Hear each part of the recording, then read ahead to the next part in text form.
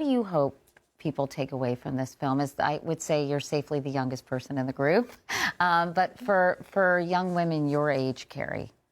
I think my age and younger and older, I think, you know, I think what we were so excited about the protest in London, that was such a great moment for us because we felt like people were using the film as a platform to stand up and take action and do something.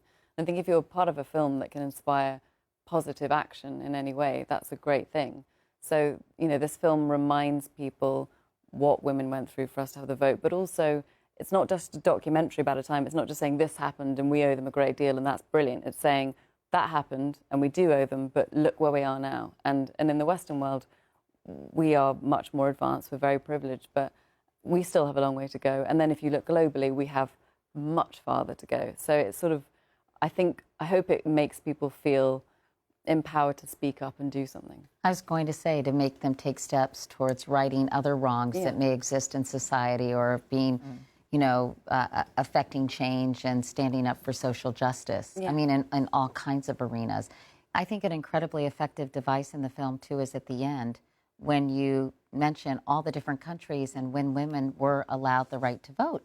And you scroll through, and I was shocked that many European countries it was in the 1940s. Well, Switzerland in 1971, which always really makes the audience And that is gasp. insane, right? But also many other European nations, and of course Saudi Arabia, that's a whole nother story. But do you think people will be surprised that it was so recently that many of these countries, you know, woke up and smelled the coffee? Yeah, we were surprised when we started looking at those figures, and it just seemed so astonishing. But I think it's a reminder of how recent it is and how fragile our rights are and how hard fought for they were and how we've got to keep voting. But especially you know, you're in an election year. It's so, well, coming up to an election year.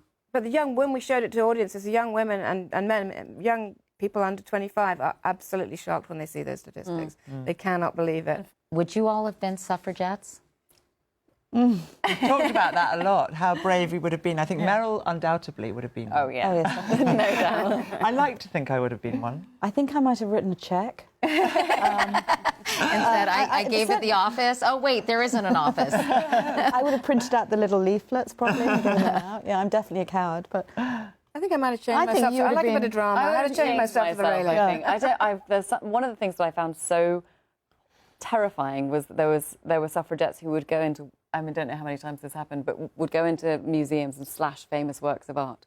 And that, amongst all the incredible acts of bravery, has always struck me as being the most terrifying thing to do. But I think I would have been able to chain myself to something, maybe. I think I could have been a half-hearted suffragette because I don't think I would have been able to give up my family. Yeah, but I think that's so telling because so many women did, and it tells me how it felt to live at that time, that we just have lost touch with that feeling of inequality. Well, it's a wonderful film. Thank you all so much for coming in and talking about it. Carey Mulligan, Sarah Gavin, Abby Morgan, and Allison Owen. Congratulations. And Suffragette is out in select theaters, by the way, everyone, on October 23rd.